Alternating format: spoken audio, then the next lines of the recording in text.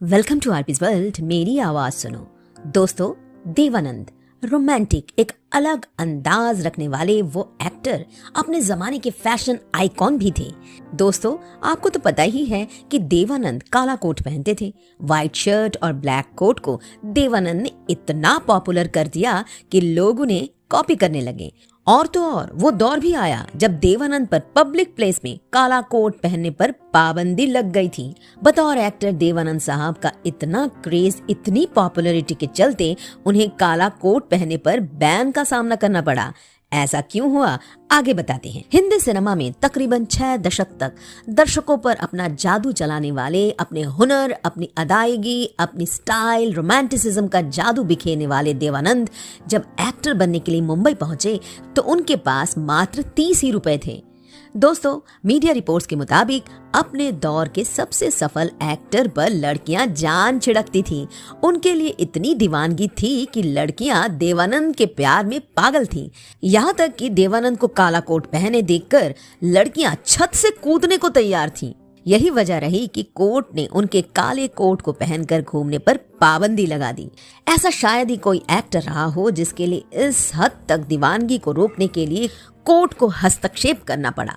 किसे पता था कि मात्र 30 रुपए लिए मुंबई पहुंचकर रेलवे स्टेशन के पास एक सस्ते से होटल में कमरा किराए पर लेने वाला, फिल्म इंडस्ट्री में अपनी पहचान बनाने के लिए संघर्ष करने वाला स्ट्रगलिंग एक्टर भविष्य में इतिहास के पन्नों पर अपनी मौजूदगी दर्ज करेगा। देवानंद ने अपने हुनर से फिल्म इंडस्ट्री में ऐसी छाप छोड़ी कि उनकी एक झलक पाने के लिए लड़कियों में होड़ लग जाती थी। उनकी गाड़ी कहीं से गुजरती तो लड़कियां उस धूल को बतौर सिंदूर माथे पर लगा लिया करती थीं। वैसे तो देवानंद के प्यार के कई किस्से मशहूर थे, लेकिन आज हम उनकी जीवन संगिनी, जिनसे उन्हें प्यार हुआ और गुपचुप तरीके से उन्होंने शादी कर ली, उनके बारे में बताएंगे। वो थी हिंदी फिल्म इंडस्ट्री की एक और अभिनेत्री कल्पना कार्तिक। हालांकि उन्होंने बहुत कम फिल्में की। कल्पना का असली नाम था मोना।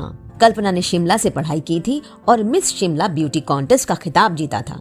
कल्पना को फिल्मों में लाए थे देवानंद के बड़े भाई चेतन आनंद। 1951 में चेतन आनंद फिल्म बना रहे थे बाजी।